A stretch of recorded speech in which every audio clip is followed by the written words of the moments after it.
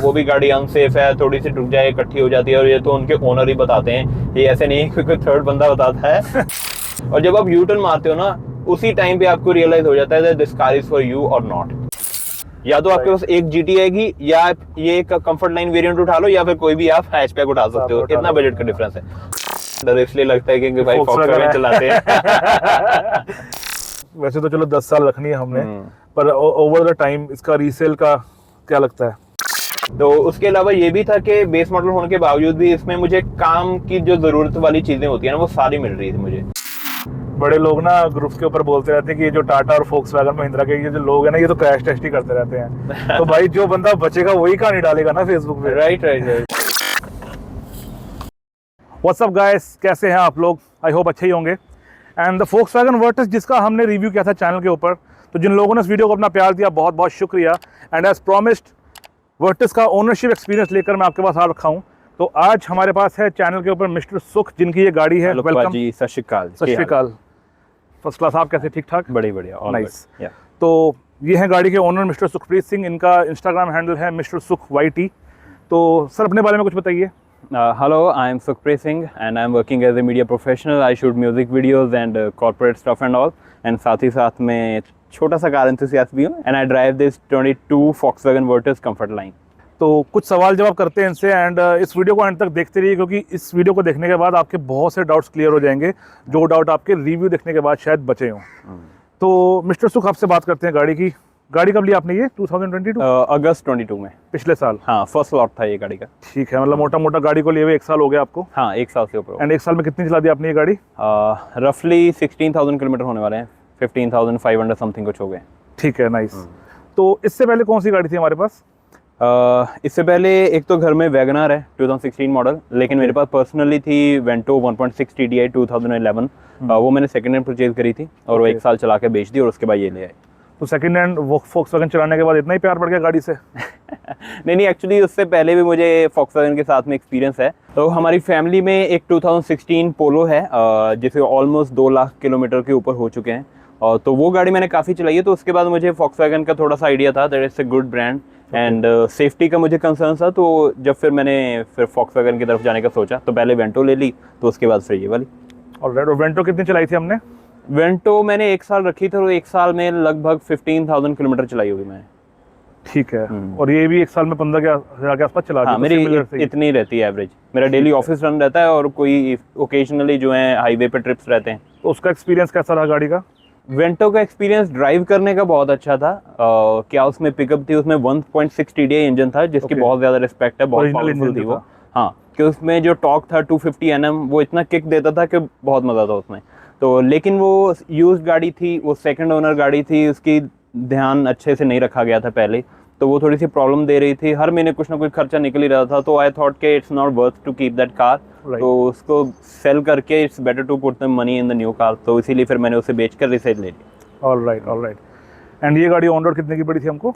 ये मुझे लुधियाना में सारे डिस्काउंट वगैरह एवरीथिंग डाल के 12.5 लाख, 12.5 लाख रुपए। राइट। तो इसके बाद की सारी बातें करते हैं गाड़ी के अंदर बैठ के, गाड़ी को ड्राइव करते समय।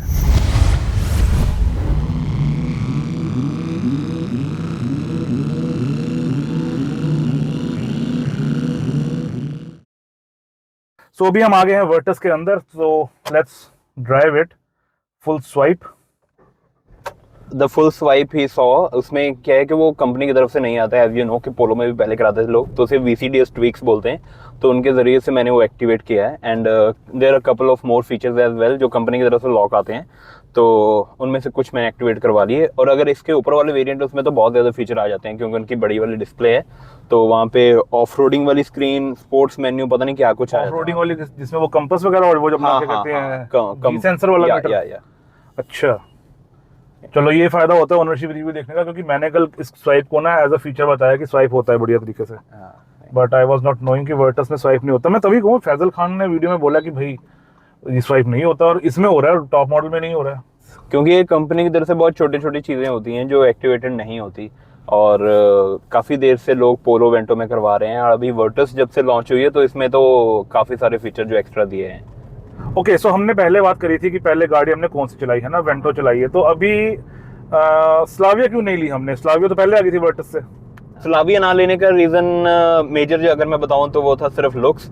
फ्रंट जो लुक्स हैं वो मुझे वर्टस की ज़्यादा अच्छी लगी स्लाविया के अकॉर्डिंग। अदरवाइज अगर उसकी बॉडी लाइन देखें तो बॉडी लाइन इनकी 100% सेम है और पीछे से वो भी अपनी तरफ से अच्छी लगती है ये भी, लेकिन फ्रंट से मुझे लगता था उसकी थोड़ी सी नोज जो है थोड़ी बड़ी सी लगती है। सो दैट्स द रीज़न कि मैंने सोचा चलो वर्टस के लिए चले जाते हैं। मेरे को स्लाविया की फ्रंट उसी नोज की वजह से अच्छी लगती है।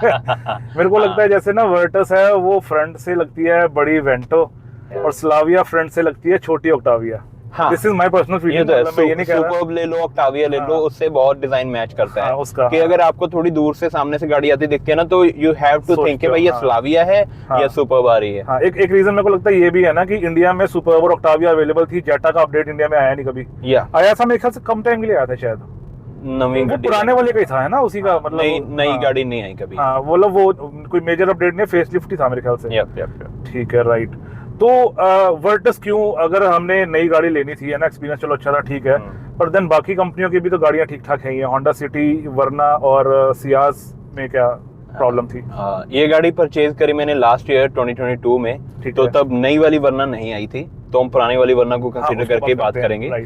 तो मेरा क्या रहता है, जिस तरह का मेरा काम है, मेरे लंबे ट्रिप्स बहुत रहते हैं और मेरी गाड़ी ऑलमोस्ट फुल होके चलती है जब भी हमें ट्रिप पे जाना होता है। तो वर्ना का जो मैंने ओनरशिप रिव्यूज मैंने देखे थे, जैसे आप ये देख रहे हैं, तो उसमें से लोग बता रहे थे कि पीछे वाली सीट पे कंफर्ट नहीं है इतना और स्पेस भी उतनी ज़्यादा नहीं है। तो वो दोनों ही पॉइंट मुझे रिक्वायर्ड थे, मुझे स्पेस भी चाहिए था पीछे और कंफर्ट भी चाहिए था, तो वो एक कारण था। तो उसके अलावा दूसरा मेजर कारण ये है कि Hyundai is known to be कि उसके अगर एक्सीडेंट हो जाए तो उसका बचता कुछ नहीं है, मतलब they consider to be unsafe cars, तो सेफ्टी वाज माय प्रायोरिटी, तो इसलिए Hyundai में मैंने जाना ही नहीं था, तो मैंने पहले ही सोचा था, तो उसकी वजह से मैंने उसकी टेस्ट ड्राइव ही नहीं करी। एंड दूसरा ऑप्शन था मेरे पास में होंडा सिटी का, होंडा सिटी 5th जेन थी तब भी, तो उसकी टेस्ट ड्राइव लेने के लिए मैं गया था, because I had in my mind कि लोग ले रहे हैं, एक सक्सेसफुल प्रोडक्ट है और सभी लोग तारीफ करते हैं।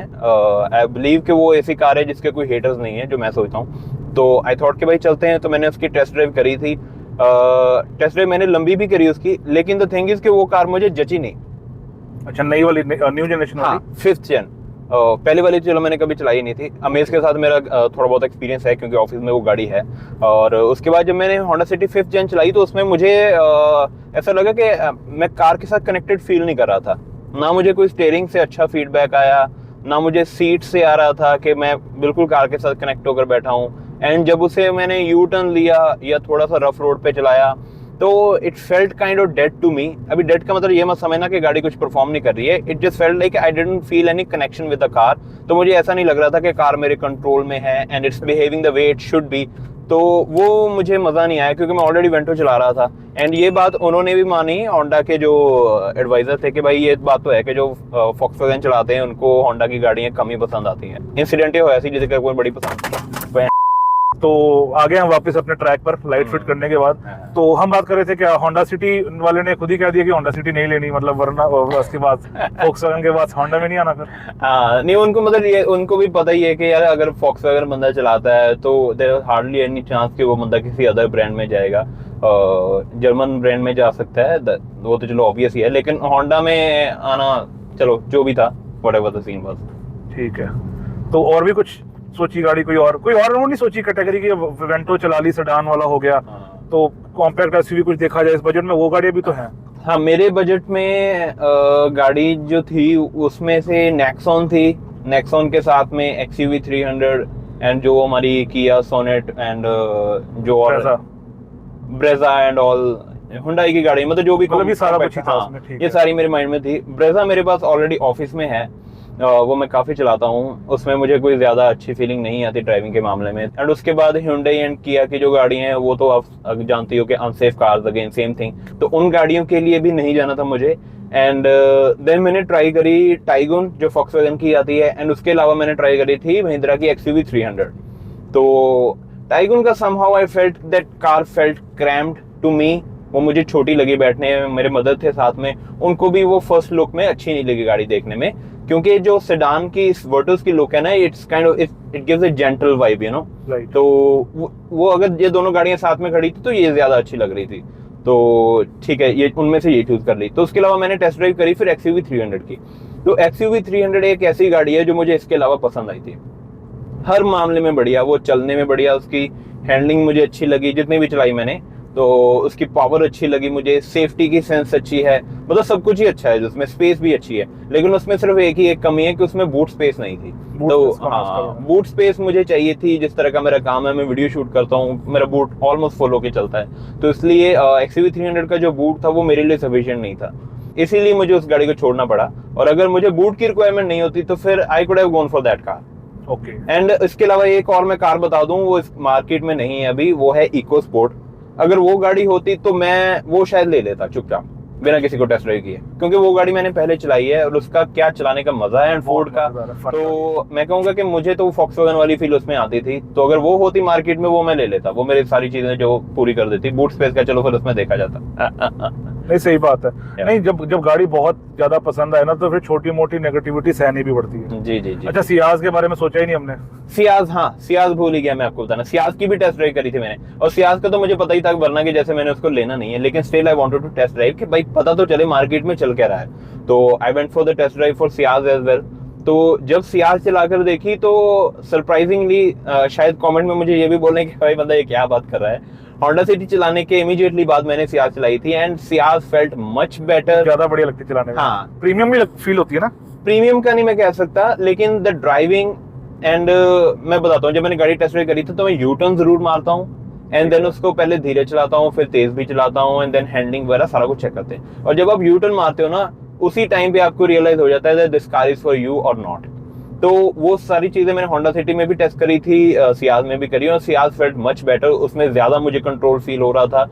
एंड चाहे चलो वो सॉफ्ट कार बोलते हैं उसे या क्या बोलते हैं, कॉर्नरिंग तो उसका अच्छा है, उसका कॉर्नरिंग पे स्टीयरिंग फीडबैक है थोड़ा। हाँ, तो वो मुझे यू टर्न मारने में बड़ी अच्छी लगी, मैंने रफ रोड पे भी चलाई, सारा कुछ जो मतलब वो अच्छी लग रही थी। लेकिन मारुति में जाना नहीं था, वो भी गाड़ी अनसेफ है, थोड़ी सी टूट जाए इकट्ठी हो जाती है, और ये तो उनके ओनर ही बताते हैं, ये ऐसे नहीं है कोई थर्ड बंदा बताता है। तो इसलिए फिर उसके लिए तो जाना ही नहीं था। लेकिन या होंडा सिटी से बेटर मुझे वो लगी चलाने के लिए।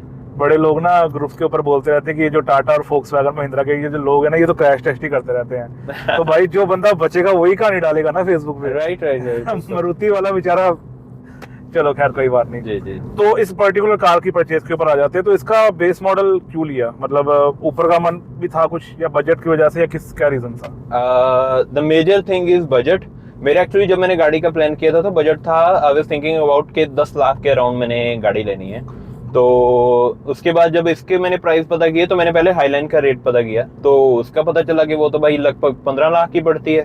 तो मैंने कहा ये तो यार गड़बड़ होगी। तो फिर मैंने पूछा कि बेस मॉडल कितने का पड़ता है, तो उन्होंने कहा कि भाई ये कुछ 13 के अराउंड पड़ जाएगा। तो फिर मैंने क्या किया कि भाई अब गाड़ी तो लेनी यही है, तो इससे मैंने अपना बजट जो है 10 लाख से बढ़ाकर 13 लाख कर लिया। तो इसका मिडिल वेरिएंट जो है वो थोड़ा सा ज्यादा अच्छा लगता है मुझे, लेकिन उसके लिए नहीं जा पाया बिकॉज ऑब्वियसली बजट था मेरा अराउंड 10 लाख रुपए। तो जब इस गाड़ी के मैंने प्राइस पता किया तो ये बताया कि उन्होंने अराउंड 13 लाख की पड़ेगी। तो फिर मैंने क्या किया कि अपना बजट बढ़ा लिया, क्योंकि गाड़ी मुझे यही लेनी थी, तो इसीलिए मैंने बेस मॉडल लिया। तो उसके अलावा ये भी था कि बेस मॉडल होने के बावजूद भी इसमें मुझे काम की जो जरूरत वाली चीजें होती है ना वो सारी मिल रही थी मुझे। इलेक्ट्रिकली एडजस्टेबल मिरर्स हैं, जिसकी मुझे सबसे ज्यादा दिक्कत होती थी वेंटो में, क्योंकि वो भी बेस मॉडल थी। तो उसमें क्या होता था कि अगर लेफ्ट वाला शीशा मैंने सेट करना है तो वो बहुत मुश्किल होता था। चलती गाड़ी में तो ऐसे हाँ, वो चलती गाड़ी में तो कर ही सकते हो, वो डुंडी सी होती है, उसको हिलाना पड़ता है तब वो शीशा सेट होता है। तो वो चीज इसमें थी। और उसके साथ में मुझे स्टीरियो भी मिल रहा था, एप्पल कारप्ले मुझे बहुत अच्छा लगता है, और वो भी इसमें इनबिल्ट मिल अच्छा क्या लगना है, एप्पल है हमारे पास, तो एप्पल कारप्ले चाहिए भाई। आज की डेट में जिसके पास जो फोन है उसको वो ऑप्शन तो चाहिए। राइट। तो हाँ, एप्पल कारप्ले जो है वो भी था, तो वो भी बहुत बढ़िया चीज थी। एंड उसके बाद में चारों पावर विंडोज वगैरह, ये तो कोई सवाल है ही नहीं कि भाई इसमें नहीं होगी। सेंट्रल लॉकिंग, रिमोट लॉकिंग दोनों की इसकी रिमोट वाली है। एलईडी लाइट्स हैं टेल सेक्शन में भी और हेडलाइट्स में भी। एंड अगर ये बताऊं कि आपकी जो इंटीरियर की लाइट्स अगर आप देख रहे हैं तो ये भी एलईडी है। तो इन सारी चीजों की वजह से मैंने सोचा कि भाई बेस मॉडल ठीक है, ऐसा नहीं है कि मैं बहुत कुछ मिस करूंगा इसमें। तो इसके लिए बेस मॉडल के लिए मैंने कहा चलो यही ले लेते हैं कोई और गाड़ी लेने की बजाय। राइट। अच्छा, एक बार आपने बताया था ना मेरे को, जब गाड़ी सर्विस पे गई थी तो वो टाइगून दी थी इन्होंने, डोनर कार दी थी फॉक्सवैगन वालों ने। टाइगून। तो ये इजीली दे देते हैं या कैसे, कुछ इशू आया था, क्या हुआ था उस पे? इस गाड़ी में एक्चुअली आ गई थी ईपीसी और चेक इंजन की लाइट आती थी। ओके। तो सर्दियों में आ रही थी वो, तो उसका पहले तो इशू पता नहीं चला कि क्या था क्या नहीं। लेकिन उसके बाद मुझे किसी ने बताया कि जो इसका एयर फिल्टर है, यहाँ से एयर इनटेक होता है, तो वहाँ पे कुछ मॉइस्चर जमा हो जाता है सर्दियों में, क्योंकि गाड़ी बाहर मेरी खड़ी होती है। तो वो मॉइस्चर, जब गाड़ी सुबह आप एक बार चलाते हो तो मॉइस्चर सेंसर को पता चल जाता है कि मॉइस्चर है, तो इसलिए वो गाड़ी में जो लाइट आ जाती है, और जब गाड़ी बंद करके दोबारा चलाते हो तो वो लाइट चली जाती है। लेकिन ये इशू सॉल्व तो करना था, तो इसलिए मैंने गाड़ी सर्विस सेंटर में दी। तो जब भी ले जाएं तो उनके पास लाइट आए ना, या कुछ ऐसे मल्टीपल चीजें हुई। तो फिर उन्होंने क्या किया कि आप गाड़ी हमारे पास छोड़ दो, तो हम रोज सुबह स्टार्ट करके देखेंगे, जब भी लाइट आएगी हम चेक कर लेंगे जैसा भी होगा। तो इसलिए उन्होंने 10 दिनों के लिए गाड़ी रख ली और मुझे फिर टाइगुन दे दी। और आप पूछ रहे थे कि वो इजीली देते हैं कि नहीं, तो इजीली तो नहीं देते। तो मेरा इशू थोड़ा सा बड़ा हो गया था, 10 दिन के लिए गाड़ी थी, तो मैंने कहा भाई मेरा तो गाड़ी के बिना गुजारा नहीं है, तो आप गाड़ी का हल करो। तो उन्होंने मुझे टाइगुन दे दी थी। उन्होंने मुझे दी थी टाइगुन का मिडिल मॉडल था, वो ऑटोमेटिक वाली टॉर्क कन्वर्टर के साथ में जो आती है, था 1 लीटर की, है ना? हाँ 1 लीटर वाली। उसको चला के लगा कि डिसीजन अपना सही है या गलत है, या कुछ चेंज होता, तो मतलब अगर वो गाड़ी पे जाते हम, हाँ, तो क्या क्या डिफरेंस आता ओवरऑल? उस गाड़ी में कुछ चीजें मुझे अच्छी लगी कि उसकी एक तो टायर्स की जो प्रोफाइल है ना, जो हम रफ रोड्स पे चलाते हैं, टायर की प्रोफाइल उसमें आती है 60, जो बाय डिफॉल्ट है। हाँ बाय डिफॉल्ट जो आती है, इसकी आती है 55 कंपनी की तरफ से। तो इसकी राइड क्वालिटी मुझे अच्छी लगी, अगर मैं खराब टूटे हुए सड़कों पे चला रहा हूँ वो मुझे अच्छी लगी। एक तो वो गाड़ी इससे थोड़ी सी ऊंची है, तो उसकी वजह से अगर हम ट्रैफिक में देखते हैं ना, विजिबिलिटी अच्छी लगती है, तो ट्रैफिक में मैन्यूवर करना उस गाड़ी में ज्यादा इजी है। और दूसरा उसमें डिक्की नहीं है, वो गाड़ी छोटी है, तो वो भी उसका प्लस पॉइंट है। तो उससे पार्किंग करना भी इजी है rather than this car, turning radius वगैरह जो भी है। मतलब होता है फील की जो लंबी गाड़ी, जैसे ना 2 तरह के लोग मुझे मिलते हैं। एक कहते हैं कि बड़ी गाड़ी बहुत फालतू सी चीज है भाई, ठीक है, कोई पॉइंट नहीं होता, बड़ी गाड़ी का बंदा सकता है। और एक कुछ लोग कहते हैं कि नहीं नहीं, बड़ी गाड़ी तो हम चलाते हैं तो कोई फर्क नहीं पड़ता उससे। तो अपनी दूसरी गाड़ी जैसे वैगनआर है ना, तो फर्क महसूस होता है कि लंबी गाड़ी अगर हम चला रहे हैं सारा दिन, तो जब ट्रैफिक वगैरह होता है, यू थिंक ये हैजल है? हाँ, मतलब मेरे को लगता है अपनी गाड़ी तो में लगता है मुझे। मैं अगर कोई मुझसे ये पूछता है कि भाई गाड़ी कौन सी लूं, ना, मैं इंस्टाग्राम पे एक्टिव हूँ, तो लोग मुझे डीएम करते हैं काफी। तो तब मैं भाई यही बताता हूँ कि अगर आपका 100% सिटी यूजेज है तो डोंट गो फॉर सेडान। तो उसका रीजन ये है कि जब कभी आपको यू टर्न लेना पड़े ना सिटी में, आपको पता ही है कि ट्रैफिक रहती है, सड़कें टाइट हैं, आसपास में जगह कम रहती है, तो उसमें ये थोड़ा सा आपको लगता है कि यार कि अगर हैचबैक है वो बहुत जल्दी मुड़ जाती है, तो रेदर देन इसे आपको 1-2 बार आगे पीछे लेना पड़ता है। तो इवन किसी बंदे ने ये भी बोला, वो पहले वेंटो चलाते थे, उनके पास रैपिड भी थी, उन्होंने वर्टूस दी, तो उनको लगा कि भाई ये रैपिड और वेंटो से थोड़ी सी मुश्किल लगती है अगर सिटी में उनको मैन्यूवर थोड़ी सी लेंथ ज्यादा है ना। हाँ, लेंथ की वजह से। तो चलो वो तो खैर अगर आप गाड़ी ले रहे हो तो आपको पता ही है ये चीज है, लेकिन हाँ इससे फर्क तो पड़ता है इस चीज से। तो अगर आप सिटी के लिए अगर मुझे जाना होता, मुझे शूट्स की रिक्वायरमेंट नहीं होती, हाईवे पे नहीं जाना होता डिग्गी फुल करके, तो अगर पोलो वगैरह जैसे अगर गाड़ी आ रही होती तो I would be happy with that. And 1.5 GT चलाई है हमने? नहीं, वो नहीं मैं चलाई अभी तक। दूजी वो टॉर्क कन्वर्टर चाहिए ऑटोमेटिक जेडी होता टाइगन नहीं होते 1 लीटर का है ना? नहीं, पर ਉਹਦਾ परफॉर्मेंस का फर्क है। नहीं परफॉर्मेंस वाइज तो ठीक है। वैसे 1.5 नहीं चलाई कभी? नहीं। क्यों नहीं चलाई? मतलब वो मौका नहीं मिला या इसलिए नहीं चलाई कि अगर 1.5 चला ली तो अपनी खराब ना लगने लगे? एक्चुअली जब भी शोरूम गया हूँ, जब पहले गाड़ी की टेस्ट ड्राइव भी करनी थी, तो मुझे पता था कि भाई जिस गाड़ी के लिए जाना नहीं है उसकी टेस्ट ड्राइव करके क्या लेना, क्योंकि वो गाड़ी थी 21 लाख की। उसका बजट वैसे हाँ वो बहुत ही है। क्योंकि अगर आप ये गाड़ी लेके इसके साथ में कोई भी हैचबैक ले सकते हो अपनी मर्जी की आप, जितना हाँ, या तो आपके पास एक जीटी आएगी, या ये एक कंफर्ट लाइन वेरिएंट उठा लो, या फिर कोई भी आप हैचबैक उठा सकते हो। इतना बजट का डिफरेंस है, तो इसके लिए मैंने सोचा नहीं टेस्ट ड्राइव करने का। अगर मौका मिला तो चलाएंगे तो जरूर। वैसे इसकी भी परफॉर्मेंस ऐसे कम नहीं फील होती, बस ये है कि जब तक टर्बो नहीं आता तब तक किक नहीं आती, पर टर्बो के आते ही गाड़ी डिसेंट है उसके बाद। हाँ, मुझे ऐसी कुछ कमी नहीं फील होती परफॉर्मेंस के मामले में। मतलब डेली टास्क के लिए इट्स मोर देन इनफ, आपको कभी कमी नहीं फील होगी। क्योंकि सुनने में लगता है 1000 सीसी 999 3 सिलेंडर, लोग अगर कहीं पे फोरम पे बात करो तो बोलेंगे भाई 3 सिलेंडर गाड़ी है, 1000 सीसी इंजन है, ऑल्टो में भी यही आता है, इसमें भी यही आता है। लेकिन इसमें जो टर्बो लगा हुआ है, the way Volkswagen tune this car, ये 113 कुछ हॉर्स पावर प्रोड्यूस करती है और 178 न्यूटन मीटर टॉर्क है। तो इतनी पावर के साथ it's more than capable to do anything. आप माउंटेन्स में ले जाओ, आप हाईवे पे चला लो, आप सिटी में चला लो, तो कभी कमी नहीं मुझे फील होती। राइट, एग्जांपल के तौर पे बताता हूँ, जैसे हम कहते हैं ना जो प्रीमियम हैचबैक है उसमें ऑल्ट्रोस का जो पेट्रोल है ना वो बहुत स्लो है, तो उसके पीछे सारी दुनिया पड़ी हुई कि यार ये स्लो महसूस होता है। उस तरह से ये गाड़ी जो है ना, ये वैसे स्लो महसूस नहीं होती। बाकी गाड़ियां होंगी शायद कोई जो स्लो महसूस होती हो, लेकिन ये गाड़ी अपनी जगह पे ठीक परफॉर्म करती है। मेरे को लगता है इस सेगमेंट में सबसे स्लो होगी पता नहीं, वैसे 1.5 वरना स्लो हो सकती है जो नेचुरल एस्पिरेटेड है, क्योंकि होंडा सिटी का वीटेक भी है, वो एक टाइम के बाद ना अच्छा खासा पुश देना शुरू कर देता है। एंड सियाज से मुझे ज्यादा मतलब मैं ये नहीं कहूंगा उम्मीदें नहीं है, पर जिस प्राइस पॉकेट पे सियाज पड़ी है ना, वो 1500 सीसी इंजन दे रहे हैं, बहुत बड़ी बात है। तो वो भी अपनी जगह सही है, मतलब इसकी परफॉर्मेंस ऐसा तो मुझे कोई फील हुआ नहीं, कल मैंने जैसे सारा दिन चलाई है गाड़ी, तो इट इज कूल। अभी तक हमने चला ली है ये 15,588, राइट। ये 2 दिन में चल गई 80 किलोमीटर, क्योंकि कल जब मैंने रिव्यू शुरू किया था तो ये 15,500 थी, 501, राइट। तो क्या खर्चा वर्चा निकला ज्यादा मेजर कोई? अभी तक सर्विस कितनी हुई इसकी टोटल? फॉक्सवैगन की सर्विस 15,000 पे होती है, तो इसलिए अभी इसकी सिर्फ एक ही सर्विस हुई है जो ऑयल चेंज। चेकअप नहीं था इसका पहले, इसका गाड़ी खरीदने के बाद? गाड़ी लेने के बाद इसके 2 चेकअप थे, एक था 1000 किलोमीटर पे और उसके बाद दूसरा था 7500 पे। तो उन दोनों में यही होता है कि वो फिल्टर क्लीन कर देते हैं आपके, वो सारी चीजें जो खोल खुल के देख लेते हैं, बस ऐसा ही करते हैं, उसमें ऑयल चेंज नहीं होता। तो ऑयल चेंज की अभी मैंने रिसेंटली सर्विस करवाई है इसकी, वो हो रही थी अराउंड 14,000 किलोमीटर पे, क्योंकि 1 साल हो चुका था गाड़ी को, और वो कह रहे थे कि भाई 1 साल या 15,000 जो भी पहले आएंगे आपको उस पर सर्विस करवानी होगी आपको, तो उसमें सर्विस करवा ली मैंने।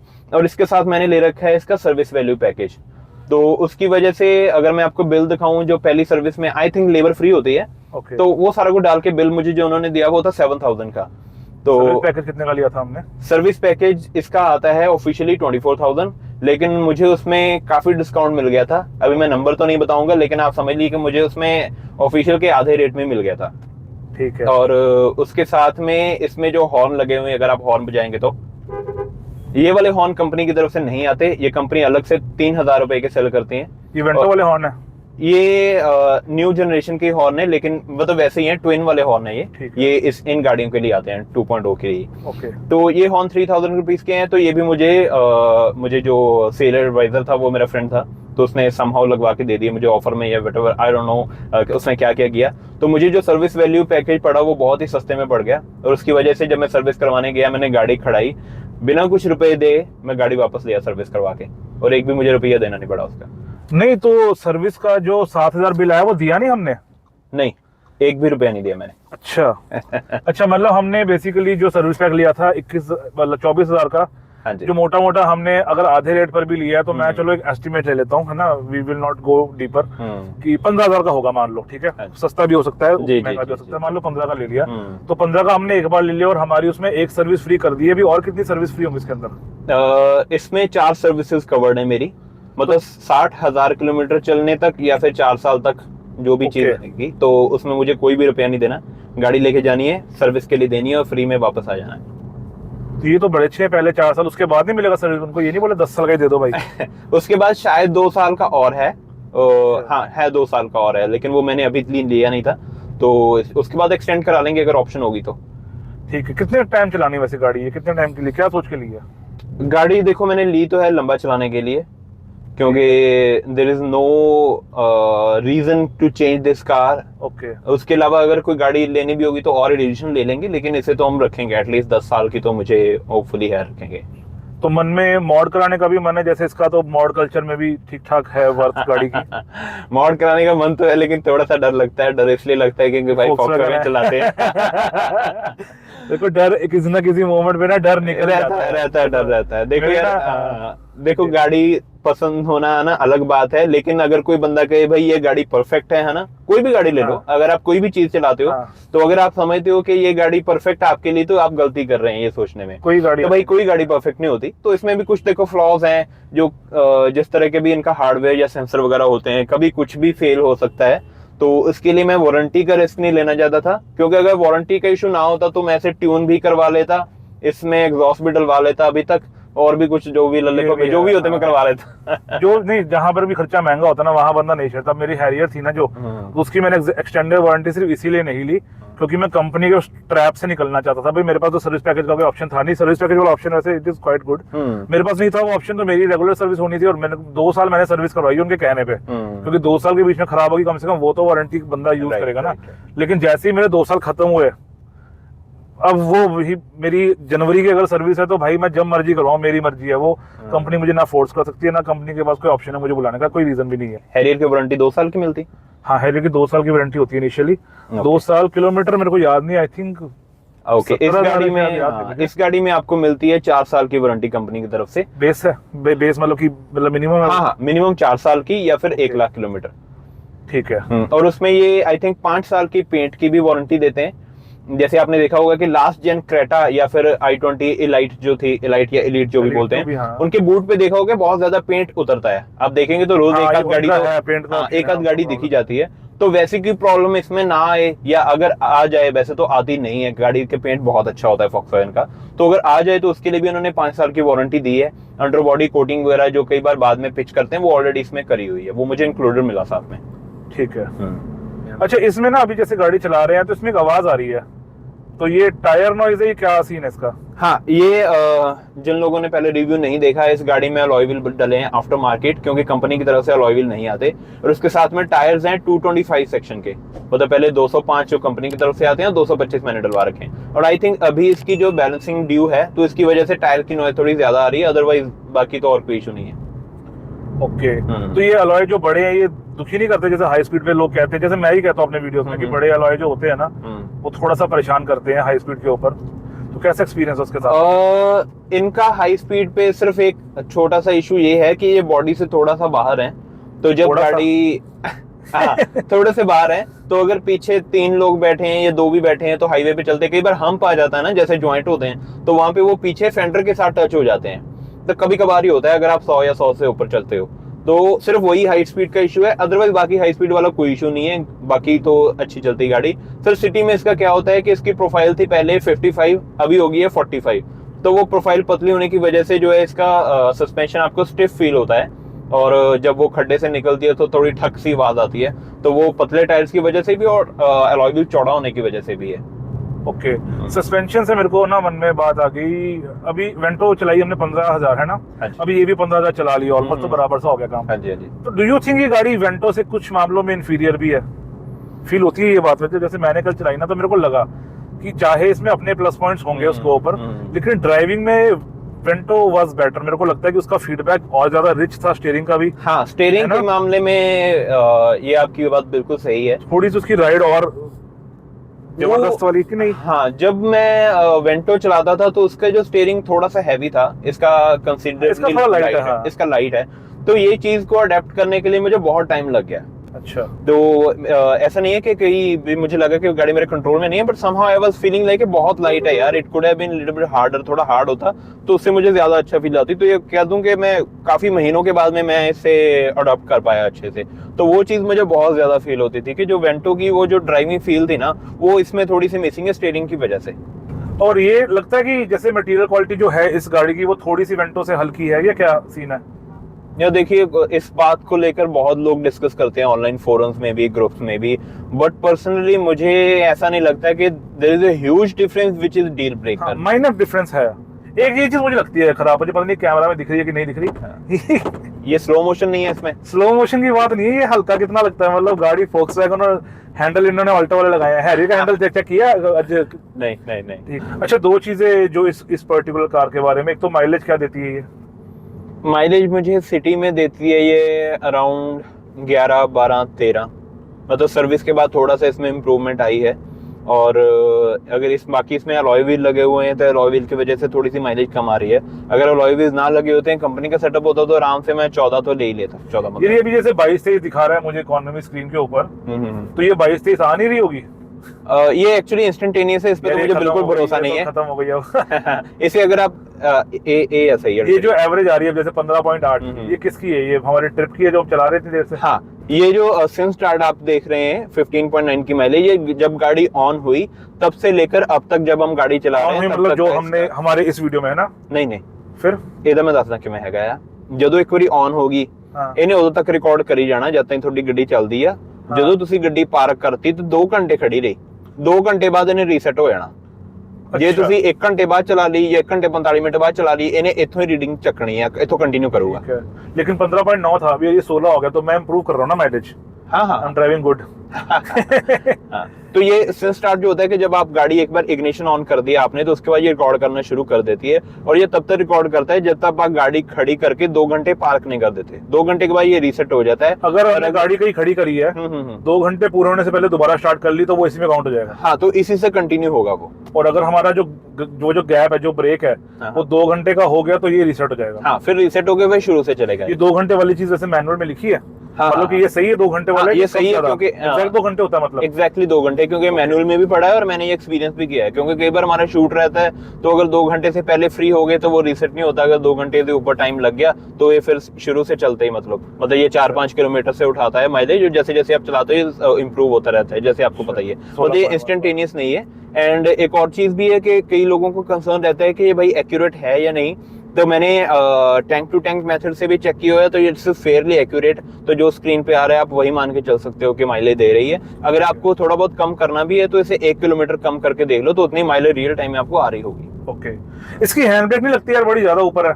हाँ, हैंड ब्रेक है इसका थोड़ा सा, ये देखने के लिए ऐसा लगता है जैसे कि हैंड ब्रेक। हाँ, ये लगी हुई है। मतलब मैंने ना कल जैसे मैं गाड़ी में बैठा तो मेरे को लगा चलो हैंड ब्रेक उतार लेते हैं, और मैंने उतारी तो मुझे पता लगा वो उतरी हुई है। हाँ, नहीं, हाँ, ये ऐसे ही, इसका डिजाइन ऐसे ही, पता नहीं क्यों इसमें भी ऐसे ही है, टाइगर में भी ऐसे ही है, आई डोंट नो क्यों।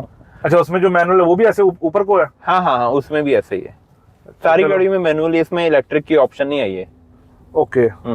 सो हम आ गए अपने फिलहाल फाइनल डेस्टिनेशन पे, जहाँ पे हम को खत्म करते वीडियो को। But before ending the video कोई एक्सेसरी पैकेज भी लगाया था कार के साथ में? हाँ, इसमें एक एक्सेसरी पैकेज जो कंपनी ऑफर करती है, आई थिंक 11,500 का था, तो वो बेसिक वाला जो वो मैंने लिया था। इसमें मुझे मिले थे मैट्स एंड साथ में मिले थे 2 कुशंस एंड एक चार्जर, टॉर्च एंड एक डस्टबिन वाला जो एक बैग था वो भी मिला था। कुछ ऐसी चीजें थी। और एक वो नैपकिन वाला? हाँ, नैपकिन होल्डर था, वो मैंने लिया था। ठीक है। तो वो वैसे बाहर से नहीं सस्ता पड़ता सामान हमको, या वैसे ही वो पैकेज लेने का ये कारण था कि मुझे मैट्स इसके चाहिए थे। अगर मैट्स आप देखोगे तो मैट्स इसके बहुत ही अच्छी क्वालिटी के हैं, एंड जब ये गाड़ी में पड़े होते हैं तो आपको सीमलेस सा व्यू आता है। ऐसा नहीं लगता कि आफ्टर मार्केट वाली चीज लगती है, वो बहुत ही सीमलेस है कि एक बार तो आपको दिखाई नहीं देंगे कि वो गाड़ी में मैट्स लगे हुए हैं या नहीं। तो वो मुझे चीज बड़ी अच्छी लगी, बहुत ही सॉलिड बिल्ड है, तो उनकी वजह से मैंने पूरा ही पैकेज ले लिया। मैंने कहा जो बाकी छोटी छोटी एक्सेसरीज हैं वो भी काम आ जाएंगी, तो अगर आप नहीं भी लेते तो उसमें कोई प्रॉब्लम नहीं थी। वो ठीक है, राइट। और एक रील जो डाली थी चैनल अपने इंस्टाग्राम पे कि 2 लाख की सेकंड हैंड फोक्सवैगन ली और 2.5 लाख का खर्चा आ गया। तो डर नहीं लगता अभी फिलहाल इसको लेकर? 15 लाख चल गई है, जैसे जैसे खर्चे के करीब जा रहे हैं। नहीं, इसमें ऐसा है कि 4 साल की वारंटी तो कंपनी की तरफ से है ही, और 3 साल तक हम और एक्सटेंड इसे कर सकते हैं। तो 7 साल की वारंटी अगर आपको मिल रही है तो भाई 7 साल के बाद तो बंदा अगर ग्रो कर रहा है अपनी लाइफ में तो उसके बाद कोई भी खर्चा अफोर्ड कर सकता है। ठीक है। या ये बेसिक पॉइंट है जो मैं समझता हूँ कि इतना तो बंदा इंप्रूव कर ही लेगा। तो यही था मेरे माइंड में कि भाई अगर 4 साल की वारंटी है तो उसमें से अगर कुछ भी होगा तो कंपनी उसके लिए रिस्पॉन्सिबल है, उसके बाद वारंटी हम एक्सटेंड करा लेंगे। तो 7 साल तक तो मैं बिल्कुल टेंशन फ्री हूँ, क्योंकि जब तक गाड़ी में वारंटी है तो चाहे इसका इंजन बदले चाहे पूरी गाड़ी बदल के दें, ये उनकी हेडेक है, मेरी हेडेक नहीं है। ये चीज है। तो 7 साल के बाद अगर, वैसे तो चलो 10 साल रखनी है हमने, पर ओवर द टाइम इसका रीसेल का क्या लगता है? रीसेल देखो, फॉक्सवैगन हमेशा फॉक्सवैगन की रीसेल कम ही रही है, लेकिन जो इन कार की पॉपुलैरिटी है ना वर्टस की खास तौर पे और इवन टाइगुन की भी, मैं सोच रहा हूँ कि अगले आने वाले सालों में इनकी थोड़ी सी इंक्रीज हो जाएगी। ठीक होगी, क्योंकि वैसे भी ना ये मेरे को लगता है ये सेगमेंट एकदम डेड हो रहा था, क्योंकि ये खत्म होता जा रहा था सेगमेंट, क्योंकि वरना भी अपडेट नहीं दे रही थी कोई काफी टाइम से। सिटी का अपडेट ना मतलब एवं है, प्लस सिटी के ना बायर बड़े लिमिटेड सेल बहुत कम है इस बार। इस टाइम इसकी अगर सेल 2500 है तो सिटी रफली अराउंड 1500 बिक रही है मंथ में। राइट। और ये वाला मतलब ये जब 2 गाड़ी आई ना, पहले स्लाविया आई फिर वर्टस आई, तो मेरे को लगता है इन दोनों गाड़ियों ने इस सेगमेंट को दोबारा बूस्ट कर दिया। तो अगर आज की डेट में दोबारा से सिटी या वरना बिकनी शुरू हुई है ना, जो वरना तो चलो अपडेट की वजह से थोड़ी बहुत बिक्री, वैसे वो उल्टा वो अपडेट के बाद ना बिकनी कम हो गई है, क्योंकि एक तो उसका डिजाइन जो है वो बहुत सारे लोगों को पसंद नहीं आया, और दूसरा उसमें डीजल की ऑप्शन जो थी जिसकी वजह से वो ज्यादा बिकती थी, वो डीजल तो रहा नहीं, वो डीजल खत्म हो गया। पर मेन तो चलो वो डिजाइन से ही मार खा रही है। मैंने भी पीछे i20 का वीडियो किया था, तो वो जब मेरी वहां पे बात हुई ना मतलब किसी पर्सन से, तो ही सेड के वरना कोई देखने ही नहीं आता, जो आते हैं वो छोटा मोटा मन से, मतलब घर से मन बना के आते हैं, मतलब कहते हैं, वरना हमने बहुत सालों में पहला प्रोडक्ट देखा है जिसके ना क्या होता है, यूजुअली जैसे कोई बंदा छोटी गाड़ी देखने आया तो उसको हम बड़ी पिच कर पाते हैं कई बार। कहते हैं वरना तो हमारे को पिच करने का हमारा ही नहीं मन करता, और किसी को पिच करो भी ना तो वो कहता है इससे अच्छा तो बंदा ना ही ले गाड़ी को, इससे अच्छा छोटी ले लो बंदा। तो ये हाल है नहीं वरना का तो ये है, इन्हीं सारी रीजंस की वजह से मुझे ये लगता है कि अगर इन गाड़ियों ने मार्केट को रिवाइव किया है तो इनकी थोड़ी सी जो इमेज का फर्क पड़ जाएगा, इम्प्रूव होगी। और अगर नहीं भी हुई तो भाई 10 साल चला लिया है ना सारा, गाड़ी ने हमें सेफ रखा, अच्छा एक्सपीरियंस दिया, तो वो कुछ मैं सोचता हूँ वर्थ है यार। अगर रीसेल वैल्यू कम आती भी है तो देखिए हर कार ना किसी कमियों के साथ में आती ही है। अगर आप ये मान भी लो इसकी रीसेल वैल्यू कम है, इसकी मेंटेनेंस एक्सपेंसिव होगी 7 साल के बाद में या कैसे भी हो, लेकिन जो कार ये मुझे दे रही है उसके कंपैरिजन में ये मुझे वर्थ लगता है। हाँ, ये तो देखो यार अपना माइंडसेट होता है कि बंदे को किस चीज पे पैसा खर्चना है। मतलब देखो, मैंने अपने रिव्यू में भी बताया था कि आज की डेट में आप वर्ना लेते हो, सिटी लेते हो, वर्टुस, स्लाविया लेते हो ना, तो ये सारे सिमिलर प्राइस ब्रैकेट के ऊपर आते हैं और इनके वेरिएंट्स ओवरलैप करते हैं। महंगे वाले वेरिएंट्स 20-20 लाख पे जा रहे हैं, सस्ते वाले वेरिएंट्स 13-14 लाख के अंदर शुरू हो जा रहे हैं, तो ओवरलैप तो कर ही रहे हैं। ठीक है, तो आप जो भी गाड़ी खरीद रहे हो ना, पैसा आप इक्वलेंट सा दे रहे हो, राइट। अगर आप वही फीचर दूसरी गाड़ी में लेते हो आपको पैसा तो बराबर लगता, बट जो आप आगे खर्चा करते हो ना, जो आप गाड़ी को मेंटेनेंस पे खर्चा कर रहे हो, दैट डिपेंड्स कि आपको क्या चाहिए। अगर आपको चाहिए अच्छे ब्लिंगी फीचर्स तो आप वर्ना के ऊपर खर्चा कर रहे हो, और अगर आपको चाहिए सेफ्टी तो आप वर्टस के ऊपर खर्चा कर रहे हो, राइट। अगर आपको वो जापानी रिलायबिलिटी चाहिए कि भाई जिंदगी खत्म हो जाए, धरती खत्म हो जाए, मेरा इंजन ना खराब हो मेरा, तो आप सिटी के ऊपर कर रहे हो। पर एक चीज बता दूं, वैसे ये ना ऐसा नहीं कि वर्टस में ओनर के साथ बैठा तो ऐसे बात करूंगा मैं, कभी हम सिटी ओनर के साथ बैठेंगे तो वहां पे ये बात करेंगे। जितना भी मेरा एक्सपीरियंस है जापानीज गाड़ियों के साथ में, जितने मेरे फ्रेंड्स के पास रही है या कभी मेरे पास कोई रही हो, जैसे जेन एस्टीलो वगैरह, जितनी भी गाड़ी, मारुति की सारी गाड़ी जापानीज होती है, सबको पता है। जापानीज गाड़ियां सबसे जल्दी खड़कती है, और वो टाटा से भी पहले खड़कना शुरू हो जाती है, क्योंकि वो एकदम लाइट वेट बनी होती है। उनका पर्पस इतना होता है कि जितनी चीज की जरूरत है उतना मटेरियल लगाया जाए। वो अपनी तरफ से ना रिसोर्स को बचा रहे हैं, कस्टमर चाहे मरता हो। ठीक है, तो वो जल्दी खड़कती भी बहुत है। ये गाड़ियां कम खड़कती है। इनफैक्ट महिंद्रा, टाटा भी मैं एक तरफ कहूंगा कि मारुति के मुकाबले थोड़ी सी कम खड़कती है, लेकिन वो चलो थोड़ा सा मेंटेनेंस डिपेंडेंट चीज है, राइट। तो खत्म करते हैं वीडियो को यहीं पे। That was all for today. And अगर आपको कोई भी सवाल है तो मिस्टर सुख भाई का, जो सुखप्रीत नाम है, मिस्टर सुख इनका इंस्टाग्राम हैंडल है, वो इंस्टाग्राम हैंडल अभी आपको स्क्रीन पे दिख रहा होगा, तो आप वहां पे इनके साथ पर्सनल टच में आ सकते हैं, जहां पर आपको वर्टस या बाकी गाड़ियों से रिलेटेड कंटेंट भी मिलेगा, बहुत शानदार एंड बहुत अच्छी सिनेमेटोग्राफी टाइप भी कर लेते हैं मेरे से तो, बहुत अच्छी वाली, राइट। तो अगर आपको अच्छा कंटेंट देखना है आप इनके इंस्टाग्राम पे जा सकते हो। एंड कोई भी आपका सवाल है इस प्रोडक्ट को लेकर, वर्टस को लेकर या फोक्सवैगन को लेकर, या लुधियाना के अंदर अगर आप फोक्सवैगन की डीलिंग कर रहे हैं तो ये लुधियाना से ही है, तो आप इनसे इंस्टाग्राम के ऊपर बात कर सकते हैं, देन इनसे कुछ टिप्स वगैरह ले सकते हैं, या किससे क्या डील करना है, कैसा डील चाहिए, आप एक बार इनसे वो चीज़ के बारे में कॉन्टैक्ट कर सकते हैं। तो बहुत बहुत शुक्रिया सर चैनल को अपना सपोर्ट देने के लिए, अपनी गाड़ी चैनल पे लाके। शुक्रिया सर आपका ये गाड़ी दिखाने के लिए। नहीं, मेरे को तो लगता है कि जितने भी अच्छे प्रोडक्ट होते हैं ना वो आने चाहिए वीडियोस के ऊपर, उनकी एप्रिसिएशन बनती है, right. So that was all for today guys. I hope आपको आज का वीडियो अच्छा लगा। मुलाकात करेंगे अगले वीडियो के अंदर, तब तक के लिए keep liking, sharing, subscribing and supporting. Bye bye.